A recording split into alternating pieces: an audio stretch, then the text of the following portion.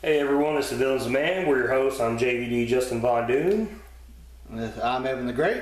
And this is episode 4 of Angles and Promos. But before we get started, we want to give a moment of silence for Rosie, who used to work for the WWE. He had passed away a couple days ago.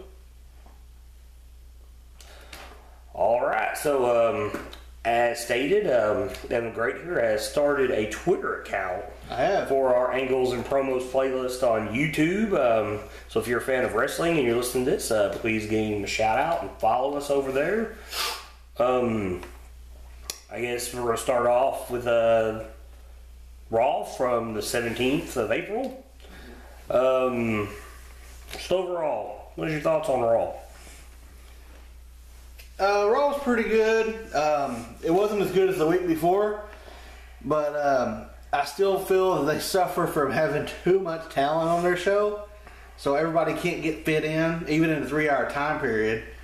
And I do like that they're pushing certain characters, which we'll get into it, but I like it.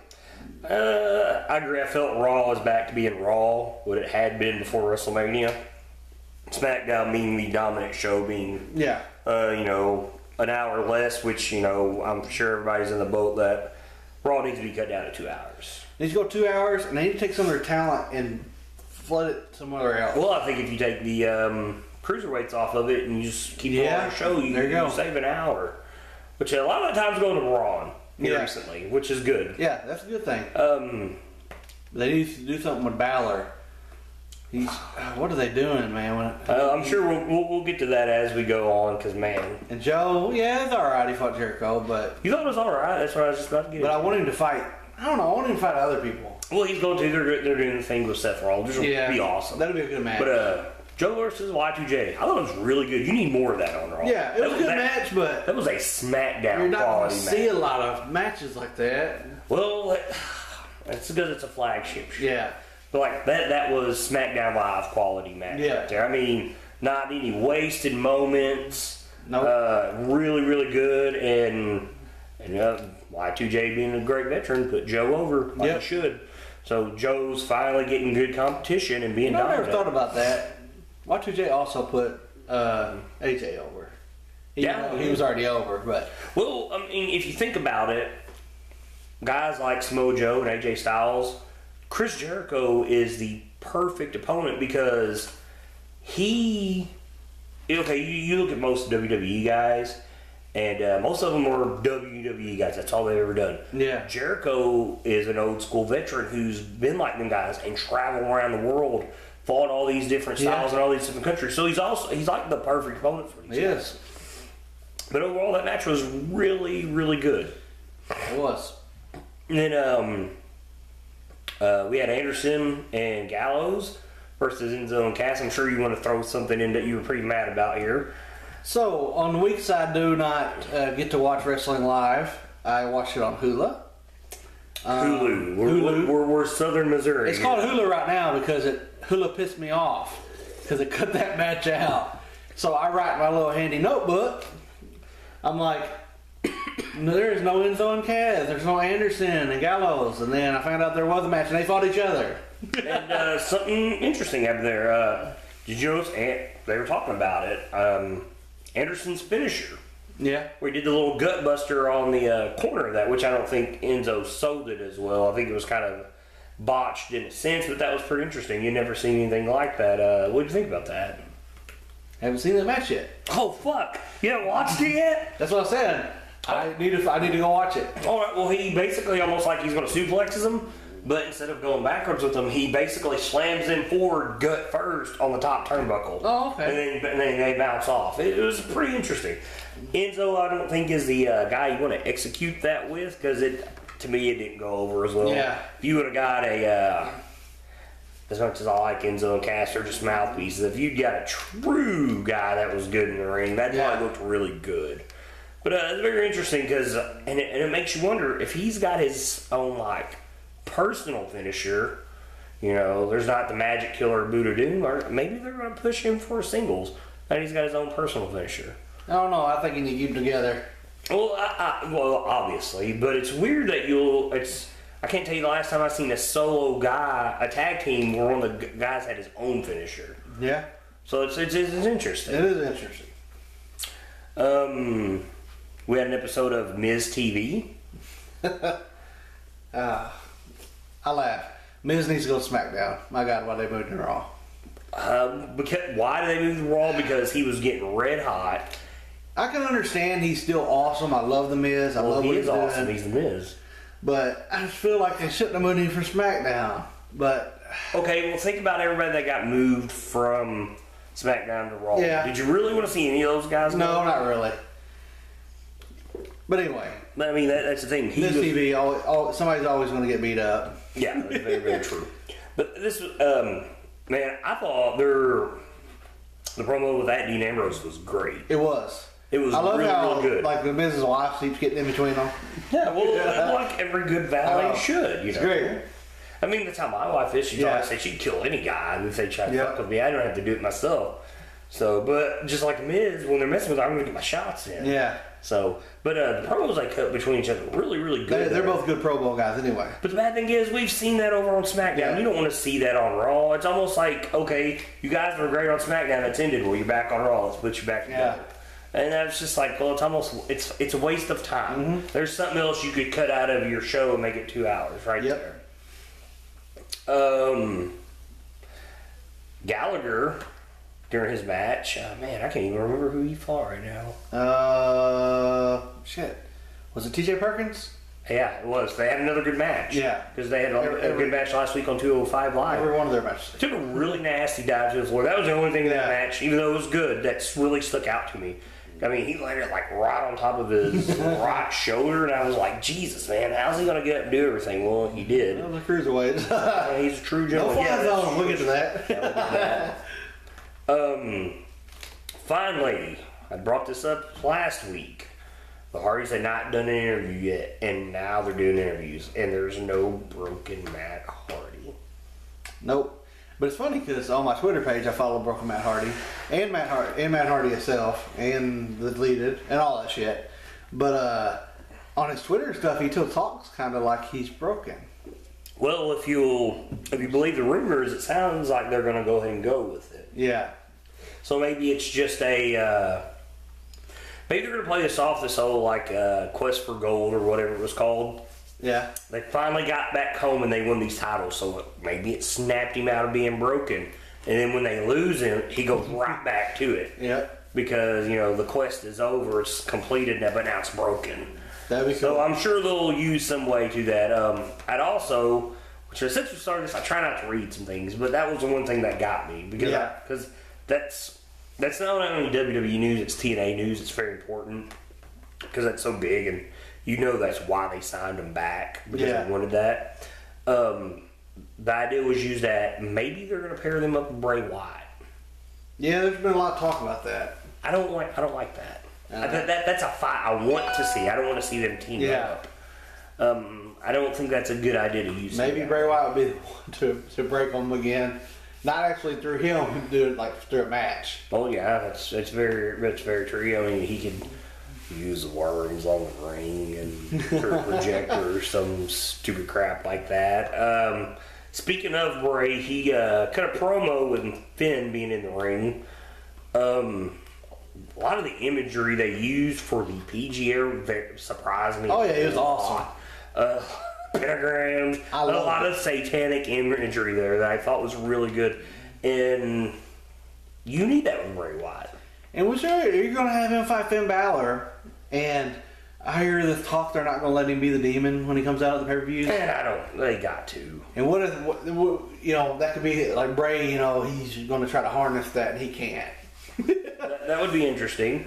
But back to Balor there, though. He had a concussion last week, which we talked about with Jinder Mahal. We don't know how it works in wrestling. But if you look at football, the NFL, which we're huge fans of, go Pack Go, it's a week at least, to the minimum. So it's a week later, which he squashed Kurt Hawkins. He did. But still, I mean, if you would figure it to be longer than a week, that's very risky. and he really got hit. Yeah. I mean, you go back and you look at Jinder Mahal, creamed the shit out of him, and got a title shot for it. We'll get to that later.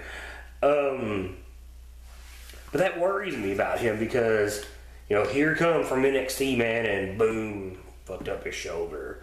Then he's got a concussion, and he looked like he had a little nick between his eyes this week. So that worries me that his career is going to be over before it really even gets started. Like he's almost cursed. And that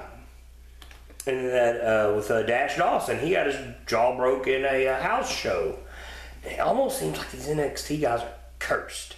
They'll be out there with a broken jaw wired shut. Man, it's what the Revival should. And I really think they should play that off on the show. But it seems like all these guys are always heard. Neville got hurt not too long after showing up. Fucked his leg hope fighting Jericho. He's been on terror on NXT, though. He was Sami Zayn. He had got hurt before he came, with the main roster.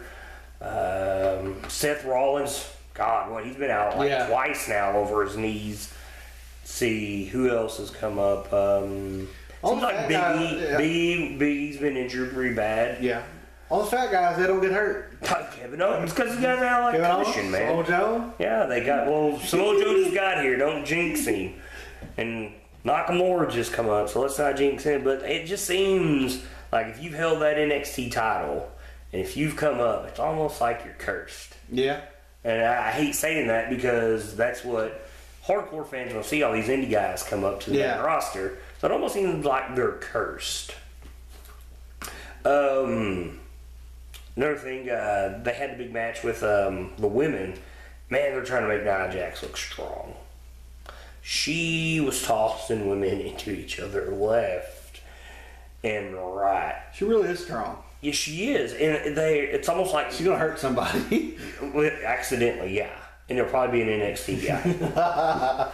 But, she's about tossing too hard. They need to take a page out of Braun's book and make her like Braun Strowman. Oh, they should be a couple. That'd be great. They should be a couple. But, but the thing is, she's never going to get over. And I hate saying that, and I'm not body shaming, but that's just how people see things. I don't know, man. I think she is going to get over. I think she needs to. I think the reason they keep letting her get almost all the way there and not get there. Almost all the way there and not get there. Like, during one of these championship matches in pay-per-view, she'll go out there and interfere and destroy them both or some shit. Oh, they need so then they'll give her a title shot.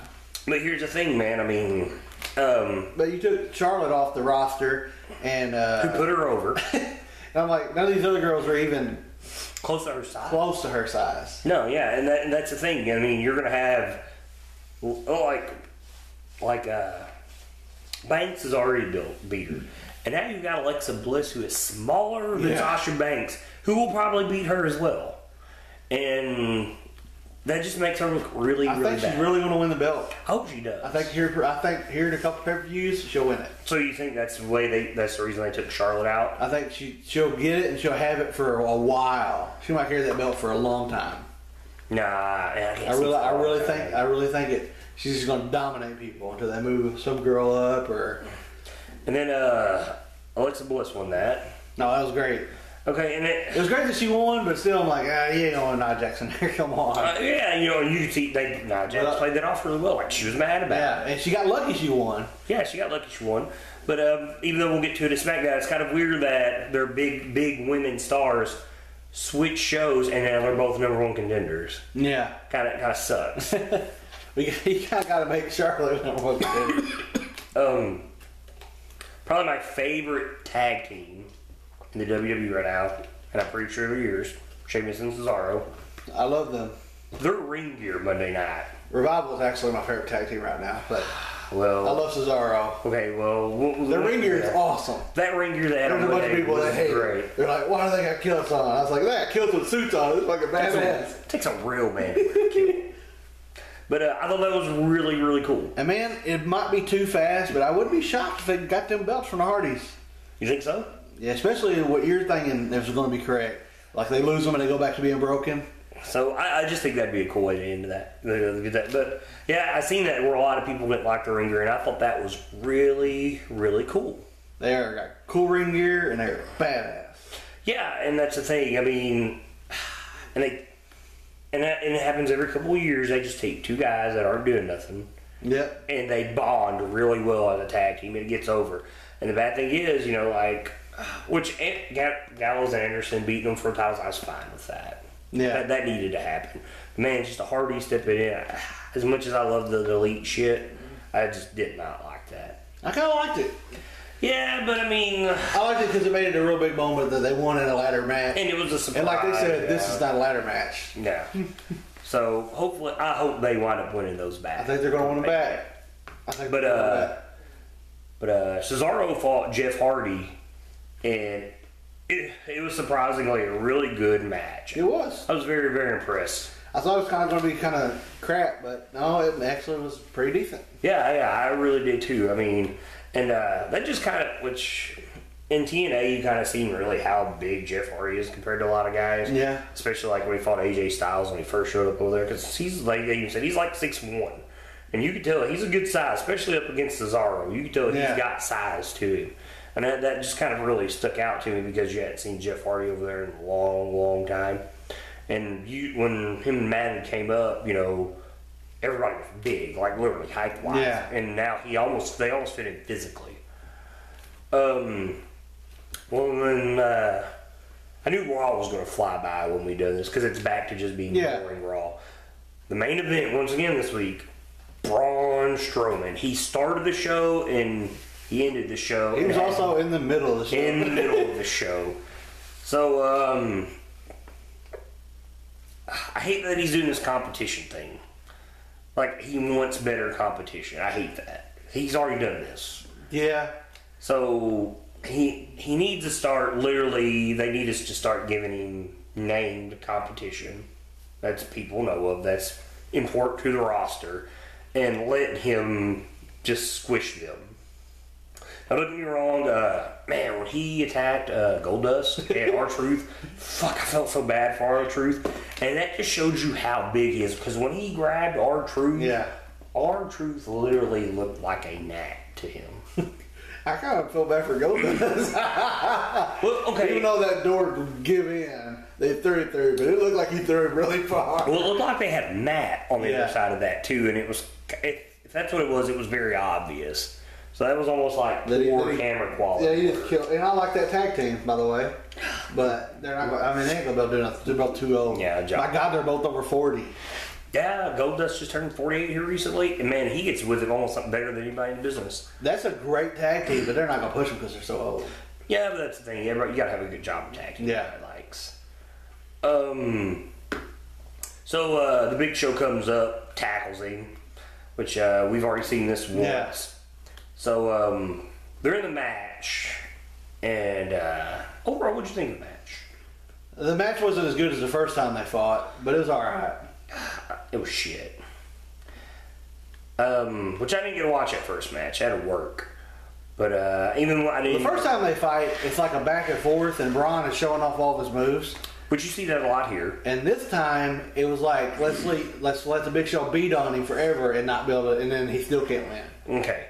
I have a theory for that. But let's go back to showing off what Braun can do. He's doing all these arm drags, throwing the Big Show around, and the kip up. And you talked about this, like, man, he was doing these drop kicks. I don't like him doing that. It does not fit his character. It makes him, basically, he's like, look, I'm a 205 guy fighting a big guy. Yeah, but I think it's scary that somebody that big can do that. I think that's what they're trying to sell. It is, but here's the thing. Like, when you drop kick Roman when he tried to spear him like a month or two ago, that was so bad. I'm fine with the drop kick, but the kip up, it just doesn't fit him. This guy's supposed to be destroying people. It is impressive. No I think that's why he's doing it. It is very impressive. But man, I just watch it, I'm like, okay, so it doesn't make any sense that you have this guy he's a monster, but he's doing all these flashy I never thought of it like that. Okay, and then you go back to last week, tips over an ambulance. Yeah. Can't pick up the Big Show. Yeah, he picks him up, but not all the time. Yeah, but I mean, it's like they were making it a struggle for him. Yeah. But he tipped over an ambulance. I feel they lost on that one. Yeah, so it's like you're going backwards. And then they're doing the whole suplex thing, and you can see that they're doing the whole ring thing before. I didn't know they was actually going to do the ring thing. I seen it coming. I thought it was very predictable. And this is like the third time it's been done, and it's always been the Big Show that gets suplexed. Yeah. So, here was my thought on this. So, right after Mania, you have the confrontation with Braun and Brock, which everybody wants to see. Yeah. No one wants to see Brock and Roman. So, the next week, you get Braun completely destroying Roman. I need to write something down because I just thought about something. So, Big Show steps in because he doesn't have nothing to do. Shaq, back out of Mania. I'm going to fight him. So, Braun suplexes him on the ring. First guy that ever done it to him was Brock Lesnar. Yeah. So, therefore, if you're building a story that's like, oh yeah, well, I can do that too. Right? So, when Brock come back, one guy he really destroyed at a pay-per-view that was huge was the Big Show. Because remember Mark Henry come out, he beat up Mark Henry in the Big Show. So, I have a feeling, if they're setting this up, you're going to see Mark Henry step up next. And then he'll destroy Mark Henry. The other guy who suplexed the Big Show and took down the ring. Yeah. So it's almost like, well, if these are the two biggest, baddest guys in the WWE, and, they've done this, well, I've done it too. That makes me a qualified contender for your title. I've got a feeling that's how they're going to build that up. Yeah. Because, like, Brock is known for his strength. Big Show's known for his strengths. Mark Henry's known for his strength. And Mark Henry's on the Raw roster. When I thought about that, I wanted to make sure he was there. So, it makes perfect sense if you're going to go with that line of thinking if you're going to set up Brock versus Braun. Which got me to the point, I meant to bring it up the first show. Easter, I went to the WWE live event up at Cape. For the most part, it was really, really good. Took 2 videos. I'd like to thank It's Still Real to Us, damn it, for sharing both of those. Even though one of them they shared, another guy copied and stole it from me, kind of pissed me off. But, it was cool that, hey, I shot some videos that was up there. And right now, like, the Dean Ambrose dive, I think, is, like, we're at 140 likes right now. And it's been 3 days later, it's still getting likes. It literally drained my phone also all night. I was just getting so much shit over it. But when I looked at their thing, and I seen that, well, the first thing was about Roman. Yeah. Braun destroyed Roman. Roman's still fighting at live events. Yeah, it's so weird. That completely kills the whole thing of knowing, and Roman's beating him. Roman's like putting him through tables and stuff. So it kind of completely defeats the purpose of Braun destroying him like that. Yeah. And then he's not on Raw this week because I expected him to show up. I really thought they were going to do that. And then, but now you're getting reports that he's at live shows, so it kind of really kills the mystique and the kayfabe aspect of building that up, and it's stupid. Yeah, they're gonna. Just like we said when we started this, they're gonna f that up. Oh, they're come back. He's gonna beat Braun, and Braun's gonna go right back to the wayside. You're completely right, and that's the thing. You're on paper, they're trying to build Braun to be the heel and Roman to be the face, and it's not going to work. Nope. Because what people want to see is what Braun's doing right now. Beating up. I do like that he's going through and he's destroying everything in his path. But like you said, though, what's it going to matter if Roman just comes back and beats him? It's going to suck. But I do got something to say about the ring breaking. I believe that's the best time. That's the best one they've ever done. I thought it was cool that the ref flew out and all that shit. Yeah, that was pretty funny. But the match itself is mediocre. Yeah. And it kind of lackluster because I want to love Braun, and I thought when he flipped the ambulance over, I was like, oh my God, they're going to build him. And then you find out Roman's on these live shows, and he's struggling to beat the Big Show, and he just flipped over an ambulance. Oh, when you add all that in, you kind of start getting discouraged, and you're like, oh, they're not going to do nothing with him. Yeah, because whatever. They're going to ruin it. Yeah, they're ruining by going backwards. So whoever, like on TV, they're moving forwards, but everywhere else they're moving backwards. Like, come on, Raw. Yeah, well, come on, Riders. Yeah, come on. I think it's more Vince than it is. Yeah. But basically, that's almost Raw in a nutshell. It's back to being a boring conversation for the most part. So they had a 2-week streak after Mania. Yeah. But SmackDown Live, boom, still on course. Yep. good for a third week in a row. Now, the beginning of the show is where you get Rosie's tribute. It's just a piece of imagery. It's him, and his name, real name, rest in peace. That got me thinking. I found that very, I think that's kind of shitty, the way they do that. And here's why. Okay, he wasn't, I wouldn't even say he's a mid-card guy when he was there. But it really sticks out that if you're a mid-card guy and you weren't very big, your tribute is just you on the screen with rest in peace. Yeah. But if you're a big guy and you've meant something to the business, you get the 10 bells told. I never thought of that. And I think that's kind of shitty. I think that if... I wonder if they've even noticed that. Well, it's something that I thought about watching it today, and I was like, man, I don't like that. Because we're not wrestlers. We're fans. Yeah. And every time you always, you watch these interviews, whatnot, and all you hear is about, you put your body on the line for this company, you're always beat up, you're always hurt. It don't matter where you're at on the roster, if you're on the bottom or your top, I think everybody deserves that 10 belt total. Oh, yeah. And I thought that was kind of, that just, for some reason, it just dawned upon me at that moment. It was like, man, that's kind of crappy. That's super crappy. I've never thought of it like that. Yeah, so if you're watching this and you get that and you understand where I'm coming from with that, push that. So if you're at a podcast and you're listening to this, you spread that, because it's true. It needs to be like that. Every guy deserves that. That's like saying, well, you're in the military and you died in duty and I died in duty, but you're just a low-rank private and I'm a major. Well, I get a 21-gun salute and all you get is one shot. Yeah. I died, you were out there doing just the same things I was. Yeah. Actually, being a private, you'd probably do more. Yeah. So, but I just really wanted to bring that up because I thought that was extremely important. Oh, yeah. Topic when it comes to wrestlers dying. So, show goes on. We get Naomi and Charlotte in the ring with this promo, which I thought was really good. And I even like that Naomi blindsided Charlotte when she wasn't paying attention and craned her. I thought that was great. And Charlotte got out of the ring, and then she done it. And then Naomi got her back. And I don't like Naomi, but this was really good.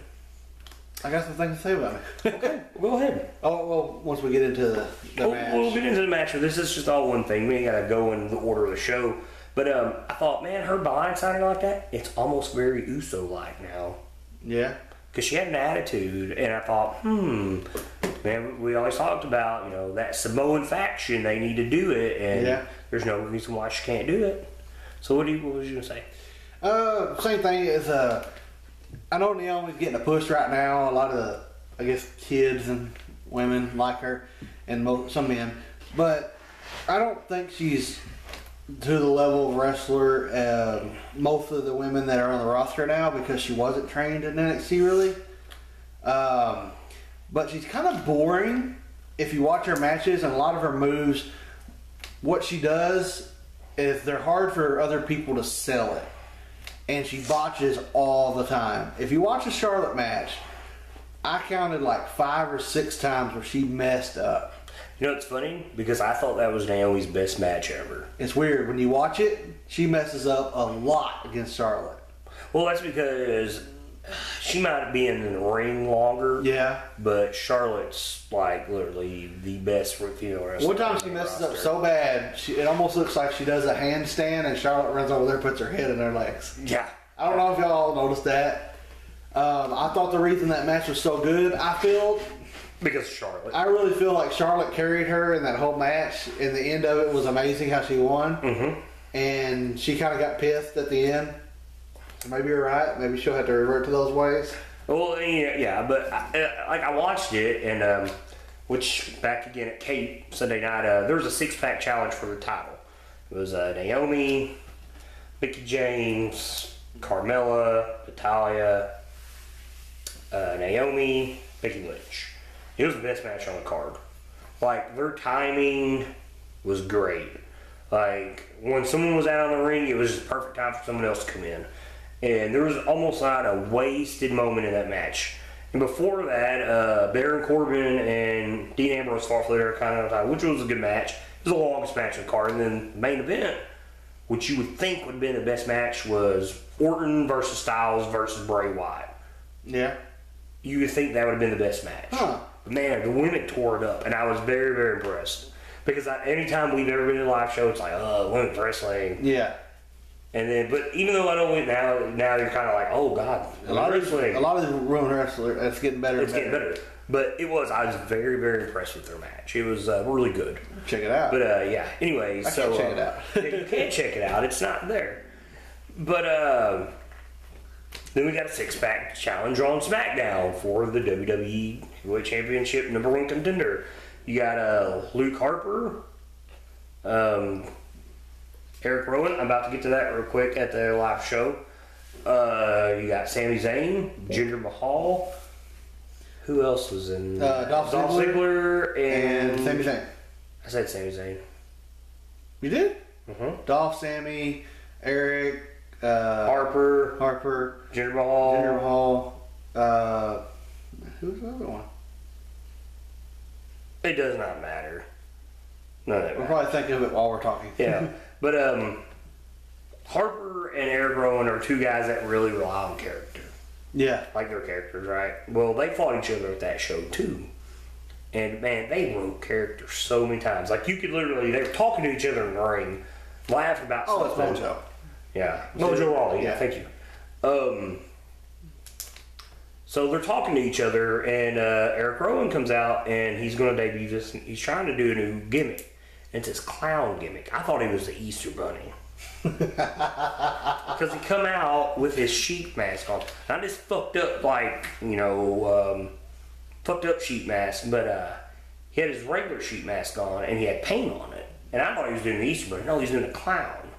He's got balloons, and he's giving the kids. And then he gave them to the kids, and then he'd walk back through and pop them to piss them off. But anyways, they broke character a lot, and it really did not fit them guys. And at the end of the match, because they're wanting Harper to be a babyface so much, he walks over and he grabs his kid. He's probably like 6. He's in the front row, right? He picks him up over his shoulder. The kid starts bawling. And he's like trying to suck it up because he's on Luke Harper's shoulder. And if Luke Harper picked me up, I'd be fucking terrified too. And he gets him halfway down the ring, and he gives everybody a thumbs up. That kid's just like trying not to scream, and he takes him back. And I thought, man, that's horrible because it doesn't fit him at all. No. But the match overall was really, really good. And this was the Cape match, correct? No. This is a 6-pack challenge match on SmackDown. I thought you were talking about the clown gimmick. No. I just want to bring that up because, like I said, I meant to bring a lot of that stuff up before we started. Yeah, the 6-pack challenge was an amazing match, and it was weird because it's like their top talent are not even fighting for #1 contender right now, which I think is Kevin Owens and AJ Styles and Nakamura. None of these guys are in this match. They're letting all these other people they're building, jobbers, they're turning into stars. And true story. Dolph Ziggler is amazing still yet. So you put them all in the ring, and they had one hell of a match. Now, did you think that Sami Zayn was going to be the guy to win this? When I was watching it, I thought it was definite he's fixing to win that. Because, okay, for one, man, this match was just a spot fest. They do the whole, they do the triple suplex. Yeah. There's one in each corner, and then Sami Zayn turns into a sunset flip. Ziggler super kicks Eric Rowan. Then he turns around, super kicks Luke Harper, who just stumbles and spins around and hits him with that clothesline. And then there's some dives on everybody, and then Eric Rowan power bombs him over the top rope onto everybody. That is my picture on our Twitter. Yeah, it was great. It was amazing. The match was absolutely fantastic. And a lot of these guys, even Eric Rowan, man, you're like, what is he doing out there? He actually was a badass in this match. His roundhouse is awesome. Luke Harper's always awesome. Dolph Ziggler's always awesome. I mean, everybody was awesome. And then man, it's crazy. And you got your faction at the end. So. Yeah, and the one guy you didn't think, honestly, Okay, he's the one guy you would have never thought would, because even if Eric Rowan would have thought, you'd be like, oh, well, he's not going to fight Bray Wyatt, so it makes sense for him to win. Never in 1,000 years did you ever think Jinder Mahal was going to win that. Like I said, you give Finn Balor a concussion, you get a shot. And then he's out there, it's, of all people, the Singh Boys is what they're calling them. The brothers, they're not calling them the Bollywood Boys, thank God, because that would sound so retarded with Jinder Mahal. The only thing that, I don't know if you've seen any of the pictures online of him, but he is like 4 foot taller than both of them, and it looks really goofy. But the one thing we've been wanting, and we have complained about, factions. And you finally got I think that faction would be cool if they kind of like worship Jinder Mahal. They fan him, and they feed him, and they get him whatever he wants, like he's the real king.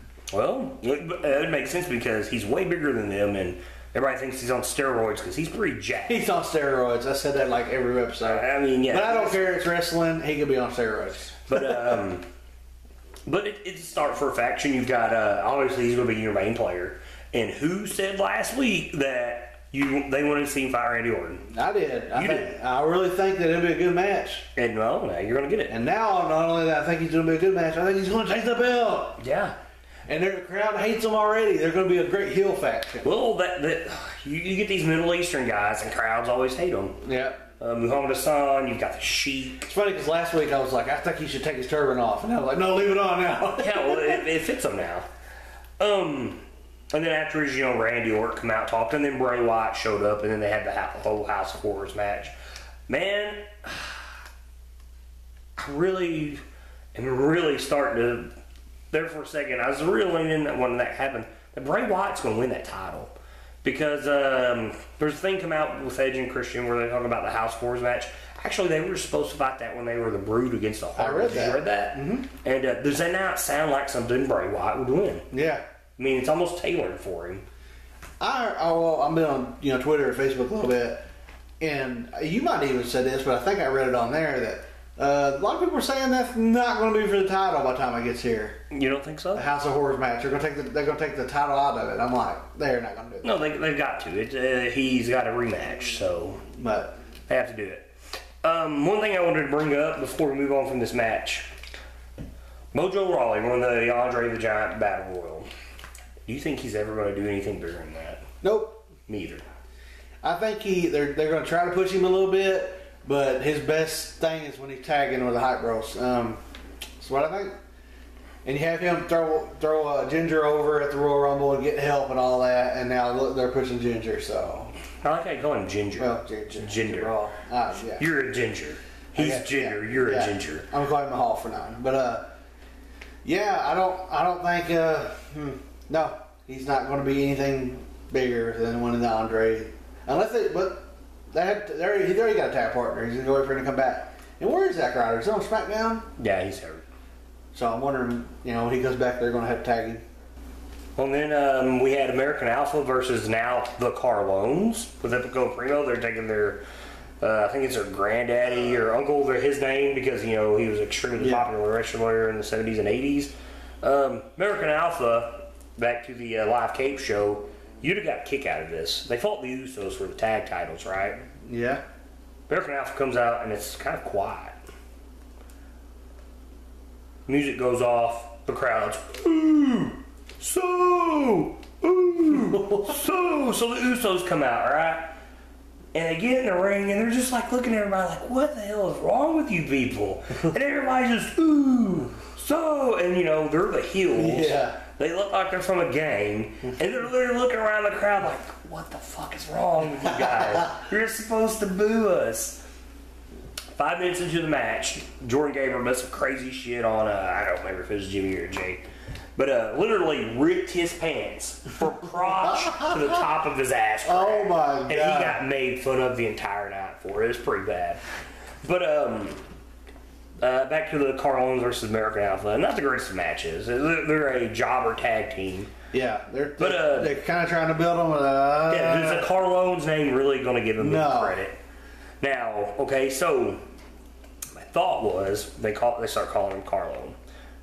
The rumor always has it. A lot of people always say, "Do you think Carlito comes back?" Oh, dude, that'd be cool. And then they start that up again. Yep. That'd be cool. I mean, Carlito's pretty cool. I mean, you know, he spits in the face of people that don't want to be cool. So, do you think that might be a prelude to that? Oh, yeah. Think so? That'd be amazing. I think it would be. I didn't think about that until you just said that. So, see, I'm full of all types of good ideas. Yeah.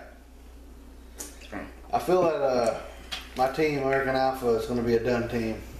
Man, they not being able to talk on. Okay, look, that night on SmackDown, which is April 18th, Jinder Mahal has more mic skills than American Alpha. That's probably because he was in 3-man band. Yeah. So when you're in a band, you can talk. Mahal is actually he's a good. I know they made him a jobber for a while. He's actually a good wrestler. He can talk on the mic. He's got the mean Middle Eastern, you know. People hate that. They hate it, but it works, and he's got it down. Okay. And he's bigger than fucking. You know what? Man, why wasn't he like this when he was with Rusev? I don't know. I mean, I think that whole time he was getting jacked up, to tell you the truth. Maybe that's what they're building him up for.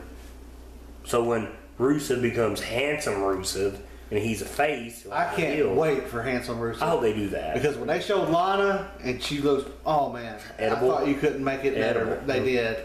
And then you got Rusev coming back. He's going to be handsome Rusev. They're going to rival. Okay, look. We're supposed to be professionals on this show, not perverts here. Hey, I mean, I understand we're guys. But still, I mean, let's not go there. But the Face of America Open Challenge with Kevin Owens fighting Jimmy Jobber, who really fucked up on his pop-up power. Man, I laughed I go back, just kept going back and watching it. He jumps way too soon, and it's almost like Hale has to put his hands underneath his ass, push him up, and then grab him and slam him down. I love it. Oh my God. It was, you want to talk about Naomi botching? That was horrible. I mean, it was bad. You could tell KO had that look on his face like, are you fucking that serious? guy's a one and done job. Oh my God. It was horrible. But I like that he's doing this because that's kind of was like the catalyst for him coming into the WWE with John Cena when he was doing the Open Challenge for the US title. So it's almost kind of like a slap in the face in a way to John Cena. You know, that's something his character would do. Oh God! But when John Cena comes back, that's what's going to fucking happen. Well, here's the thing: does John Cena go to Raw? John Cena go to SmackDown? He's on SmackDown. Are you sure if the Miz keeps doing this John Cena stuff? I don't think he's going to do it anymore. I feel like it's done, and it sucks because I wanted him to do it the whole time. Yeah, I know it was pretty good. But you know that was almost just a setup for the main event, which was you got a nice little promo between AJ Styles, Baron Corbin, and then they had a pretty good match. Yeah, I mean, which is AJ Styles. AJ Styles has never had a bad match. But Baron Corbin, he might. I don't know, man. They might push him. Well, man, I think they are, and had a really good match. And I don't think this is over. I think he's going to wind up making that a triple threat. Because we really thought they were going to put the Intercontinental title on him. This might be what they do. Yeah. They might put the U.S. title on him. That'd be a good way to push. So, and that got me thinking, when I was talking about Bray Wyatt, and I really thought he was going to lean on this, Randy Orton's going to win that. Because we're going to Money in the Bank in St. Louis. That's a SmackDown pay-per-view. And, I mean, okay, so if you win that title, per se, we don't know how they're going to do this, but if you win the Money in the Bank, you have a shot at any title. Yeah. So they're going to go back to that, or because of it's a SmackDown pay-per-view, does it have to be whatever title's on SmackDown? Maybe Randy Orton loses the title to Bray Wyatt like I thought would happen. And both titles will be on Raw, but the Money in the Bank is a SmackDown. The SmackDown guy will show up on one of the Raw pay-per-views and cash this thing in and get the belt back. So that's a good idea, because that's what I was wondering. Maybe they start using stuff like this because Brock's not going to be on the show. Yeah. He's not going to be around a lot. Maybe they use stuff like this to swap the belt back and forth between shows. It also keeps things fresh too. Because, okay, say Bray does win and the title goes to Raw. Okay, well, you're going to get a guy from SmackDown who's going to get a title shot at it. So that's probably going to be like on a Raw pay-per-view. Be a really good topping for the end of the Monday Night Raw. Yeah. So, you know, you could run stuff like this and it's a good way to keep like things fresh. You know, you see, okay, Bray Wyatt's over there. Well, okay, well, KO wins a shot, so he's going to get a fight with Bray Wyatt. You haven't seen that yet. Yeah. So I thought, you know, if you do it that way, it's a real good way to keep that title relevant between both shows. Yeah. Because honestly, I understand needing both belts. Just like they had the world title and then they just had the WWE title in the original draft. But I like the fact that there's one main title.